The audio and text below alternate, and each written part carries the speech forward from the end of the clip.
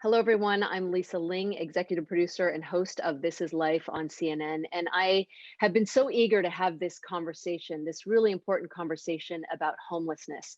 We all know it is a national crisis that has just worsened amid the coronavirus pandemic, but one that has already existed. The pandemic has only brought to the forefront longstanding inequities that for too long have disproportionately impacted people of color, and in particular, women of color and families in our city and across the country.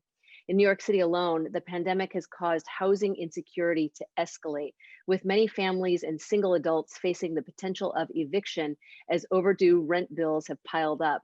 Moratoria preventing landlords from immediately collecting rent arrears.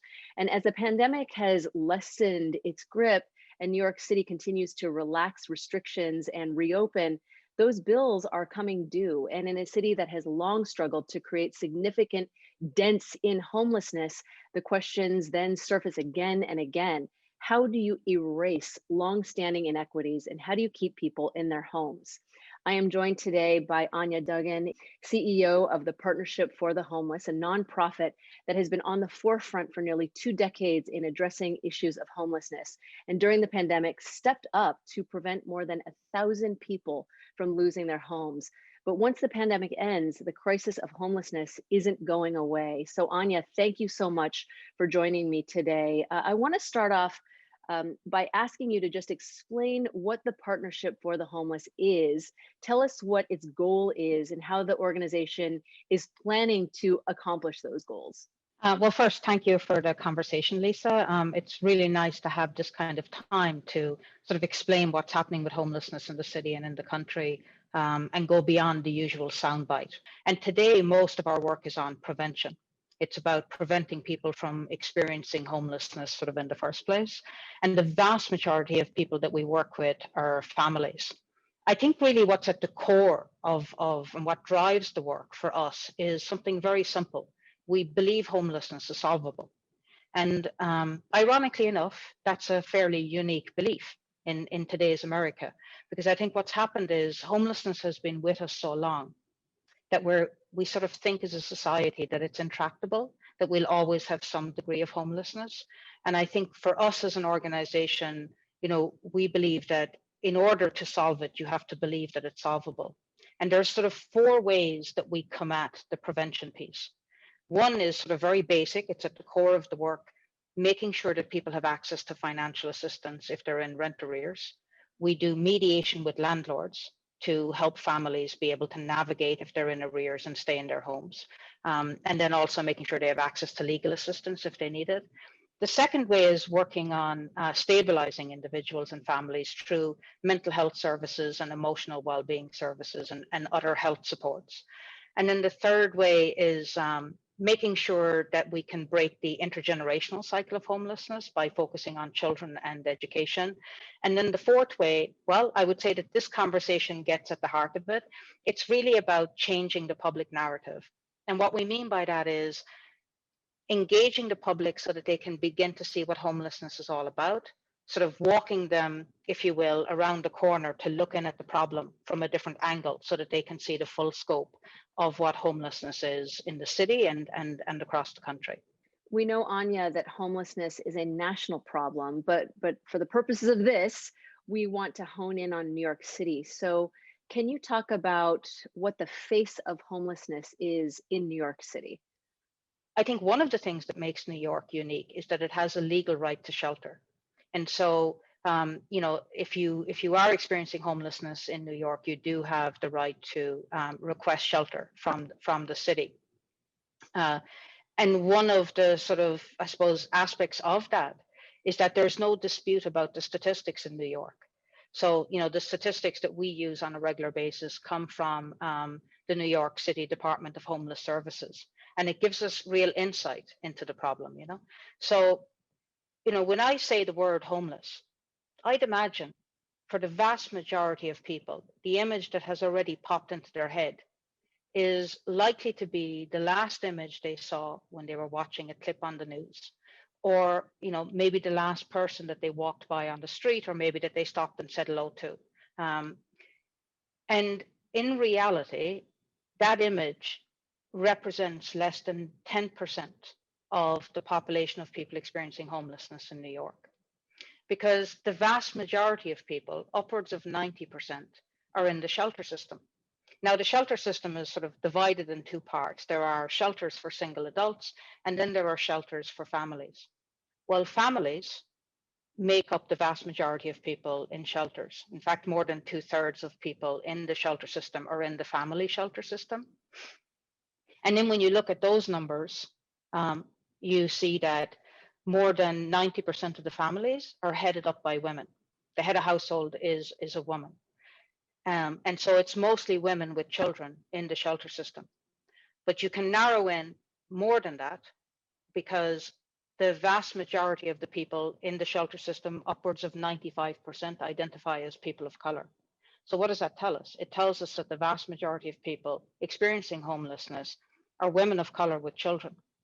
And in fact, if we really wanted to have an image, if there was one singular image that would pop into our head when we hear the word homeless, well, more than a third of the people inside in the shelter system are young children. And so really the sort of representative image is that of children of color. And that is one of the atrocities of this issue, is that it is mostly impacting children of color in this country, and stopping them from advancing in their growth and development in society overall. And I wonder if you can paint the picture for me. How does housing insecurity and homelessness affect these women and their children, mentally and physically, in terms of their education and job prospects? Um, these women they're sort of doing it all and more. Sure. So I think, the first piece that I would say is that it's not an accident that the vast majority of people in the shelter system are women and children of color.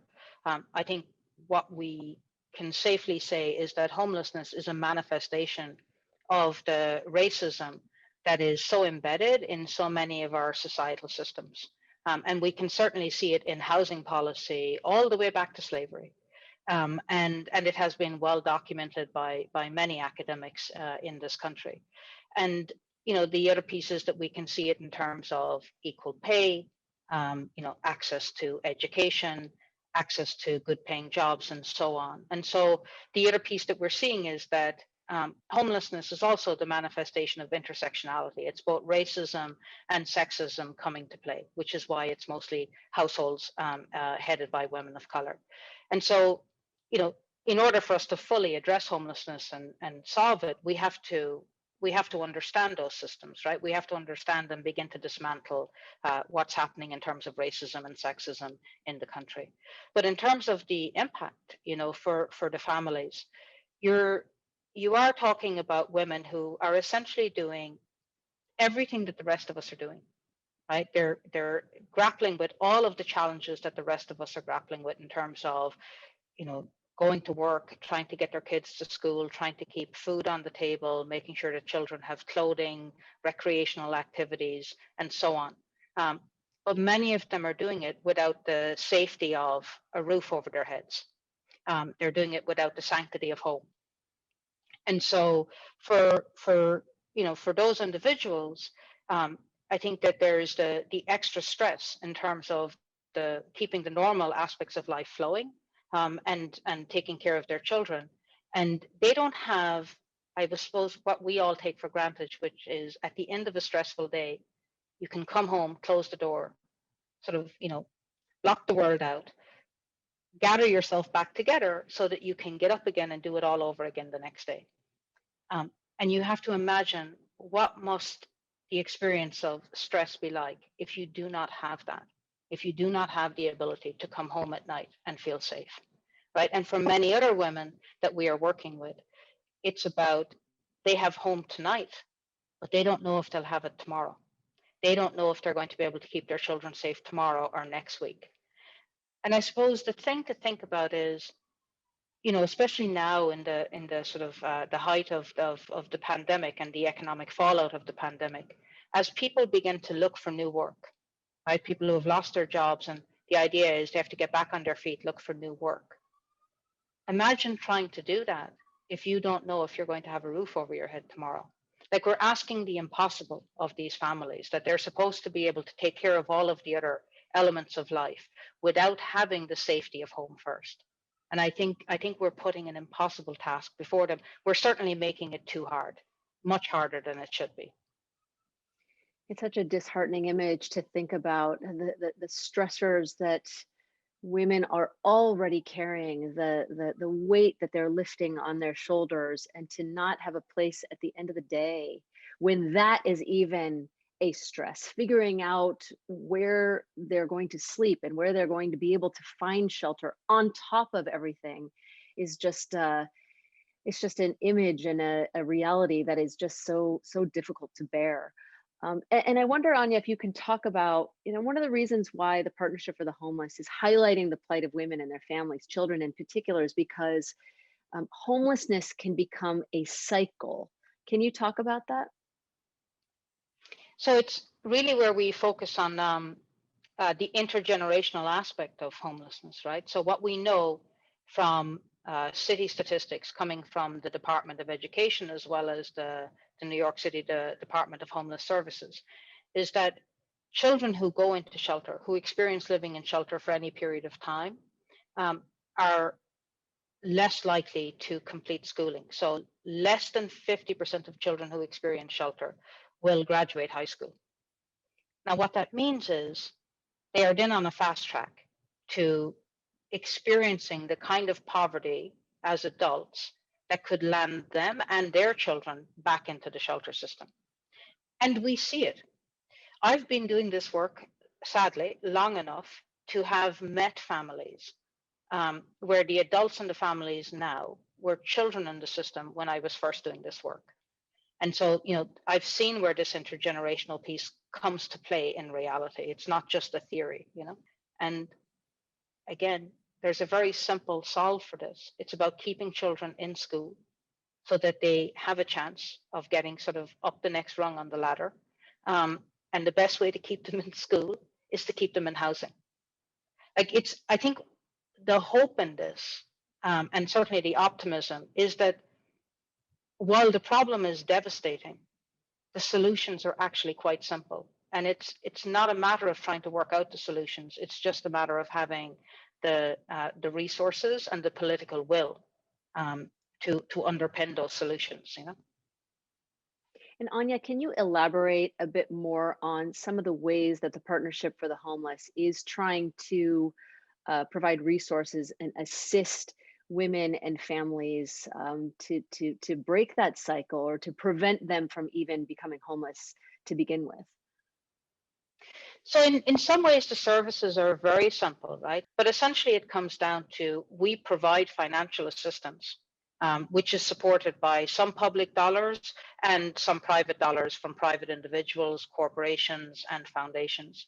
And we provide the financial assistance to the landlords to help pay off the arrears bill. Now, very often we'll work with the landlord. So it may be that, let's say, somebody is in arrears to the tune of 4,000 or 5,000, and we talk to the landlord. We'll negotiate a deal with the landlord. We'll ask them if they'll make a discount, because the belief is that the more discounts we can get from the landlords, the more families we can help, right? The further the dollar goes, so to speak. And many landlords, particularly at the moment, many landlords are willing to step up to the plate because they understand something that many of our supporters understand as well, that the entire thing is an ecosystem. That if you're helping to keep somebody in their housing, it's not just about homelessness prevention, right? You're also helping the landlord pay their mortgage and pay other bills. Because if the tenants aren't paying rent, then they create financial difficulty for the landlord, right? And if the landlord is able to pay the mortgage and pay other bills, then it becomes an investment in the entire community. But the vast majority of the landlords that we're working with are small landlords. It's a system that's about helping everybody and making sure that everybody can sort of stay on their feet. And then, obviously, the more people that we're helping, the more families who are staying out of the shelter system. It is faster and more humane and cheaper to keep families in housing than allowing them to sort of experience homelessness and go into shelter. And the numbers on this are simple. The average rent that we see, right? The average rent that families are paying is about $1,700 a month. which means that you're essentially talking about 20,000 a year.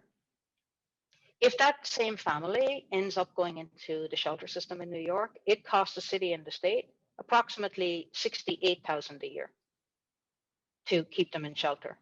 So the math on this, a kid could work it out. It makes more sense to keep somebody in their home. Áine, we haven't even talked about how the pandemic has compounded all of these pre-existing issues, these issues that people have been dealing with for so many years. Can you talk about the ways in which the pandemic has exacerbated so many of these problems? Well, I think it's correct that in many ways, what the pandemic did was it just pulled back the curtain on problems that have existed for decades, and for generations. And the other piece about the pandemic is that, and we know this across the country now, that the brunt of the health crisis has been borne by individuals, families, and communities of color. And I suppose the economic hit, the next cycle of the pandemic, which is an economic cycle, that has also been borne by individuals, families, and communities of color. And so what we've seen is that a number of the families who are coming to us, not only have they been, they've lost their jobs, they're in arrears, they're not able to pay their rent, they've also lost family members to COVID. And so that they're dealing with the compounded grief of losing loved ones, along with being under the stress and duress of not being able to pay rent and keeping a roof over the heads of their children and other family members. And we also have seen, many people who are living doubled up and tripled up being more at risk because they're not able to adhere to the social distancing rules, I suppose, that many others take for granted, right? Or they haven't lost their jobs, but they're working in frontline work, right? Minimum wage type of work, where it requires them to still take a subway to work, right? And they're exposed to the virus in ways that those of us who have the luxury of working from home, don't have to grapple with every day. And so, what we've seen is an absolute explosion in the number of people who are falling into arrears, and who are at risk of the virus, but also now at risk of the economic fallout of the virus. The numbers in New York are staggering. You have over 1 million people in rent arrears. And I think what's helping to keep the shelter numbers down at the moment is the eviction moratorium. But once the eviction moratorium ends, we are looking at a crisis the like of which New York City and certainly the country has never seen before. And it's not, it doesn't make any sense, doesn't make economic sense to allow so many families and individuals to lose their housing and experience homelessness. And I think, the crisis is, the crisis is here, and what we're waiting for is adequate government response to step in and make sure that this next pandemic doesn't happen, And Áine, do you get the sense that city government officials are aware of this looming crisis and are at the very least starting to prepare for it?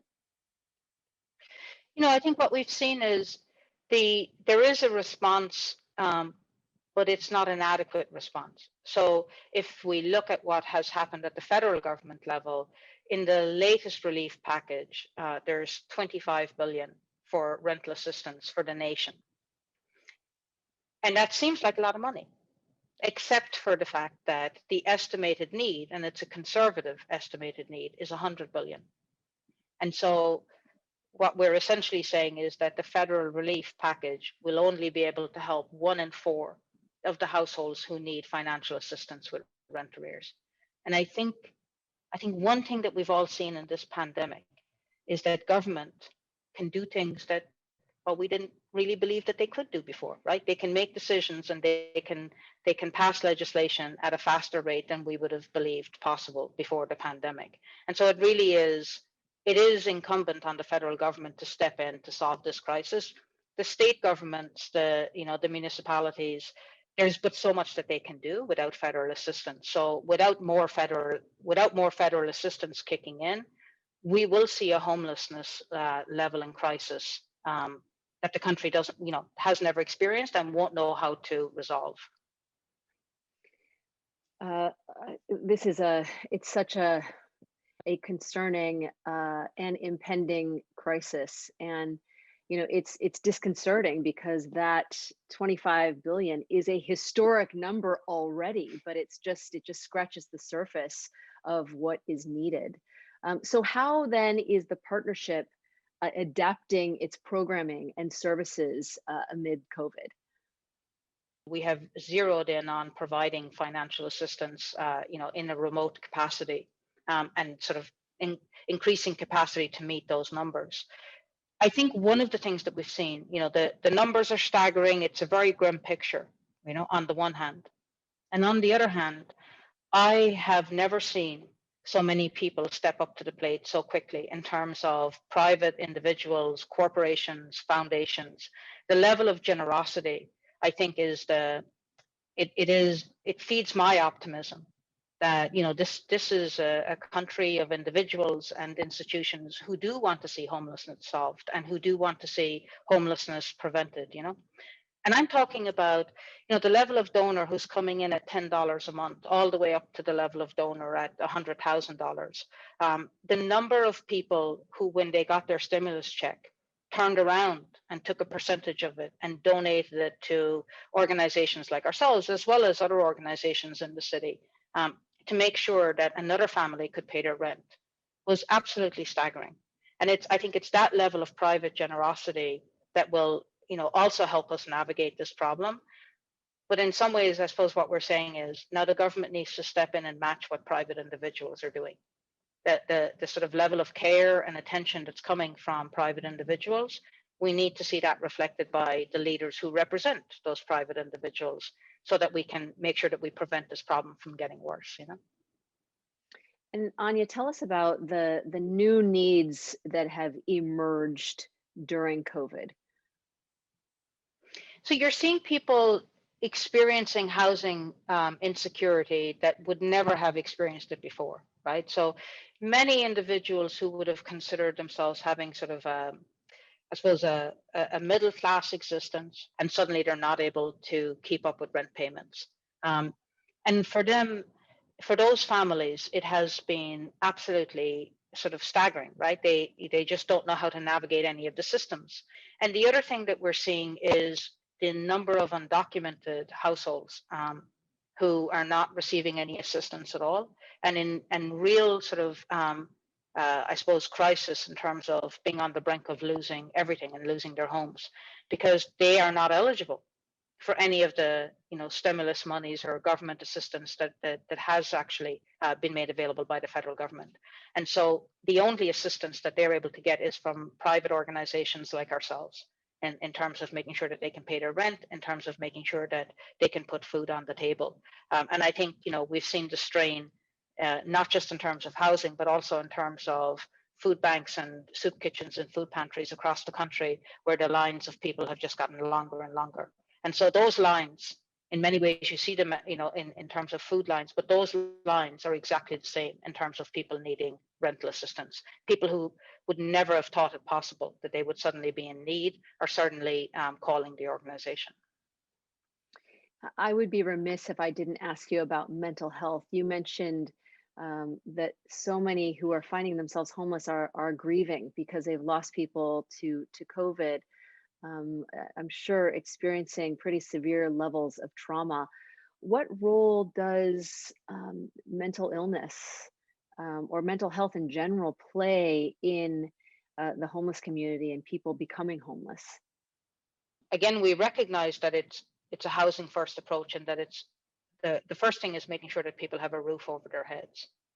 But then in terms of creating stability, there are so many families, so many women-headed households where they are also grappling with untreated abuse issues, untreated mental health needs. So many women who've experienced domestic violence, or where the abuse that they've experienced is more historical, and they've never had access to therapy. They've never had access to any kind of emotional well-being services. And time again in having meetings, individually with clients or in group meetings together, they will name these issues and have named these issues for the organization, which is why we began to build out mental health and emotional well-being services. But making sure that they're appropriate, right? So very often what people are looking for are peer support groups. And one-on-one counseling that where the counselor understands the circumstances of the family and the community that they're living in, and there is definitely a dearth of support for those kinds of services, and it's one of the things that we're seeking to build. I mean, the reality is that unless we can help to stabilize people, provide them with support and stabilize them in their homes, they are more likely to sort of cycle in and out of the crises that cause homelessness in the first place. Well, Áine, given this anticipated surge in homelessness that is going to become imminent, tell us what needs to be done right now. What does the partnership need to do? What does the city need to do to ease what is about to happen, to combat what is about to happen? We know that if we provide rental assistance to families, it'll be cheaper than allowing them to become sort of residents of the shelter system, and in the long run, it's more effective and it will prevent intergenerational homelessness. So the right answer is to provide rental assistance and keep people out of the shelter system in the first place. And it's just a matter of, the federal government stepping up and matching what private individuals and the other sectors are already doing. And I would say the other answer in this and why we're having this kind of conversation is, we believe that, it's as simple as this. The women who come to our organization, and they would name this for themselves, that they are, for the most part, the most vulnerable and the women with the least amount of voice in the country. And my belief is that when people fully understand what homelessness is all about, and that it is mostly impacting women of color, and children of color, that women across this country in leadership positions, women like yourself who have voice, who have platform, will readily stand up to raise up the voices of women who don't have access to platforms, who don't have voice, to say, we can do better than this. We are able to solve this problem, and it's just a matter of deciding that we want to. Áine Duggan, thank you so much for taking the time to talk to me today. I've learned so much, and I really hope that people will take the time to understand why people become homeless. Because again, I think we, as you said, when we think about homelessness, often just think about what we see on the street level, and don't realize how many people are homeless, but that are not visible to the naked eye because they may be in shelters, and so many of them are women and children. Thank you for allowing us the visual and humanizing this population as well. Áine Duggan is the CEO of the Partnership for the Homeless. And if you want to learn more about what this incredible organization does, please go to partnershipforthehomeless.org. You can also find them on Twitter at PFTHNYC. And I strongly suggest you find out more information about what this incredible organization does. I'm Lisa Ling, and this was our special report on preventing homelessness in New York City. Thank you so much for joining us.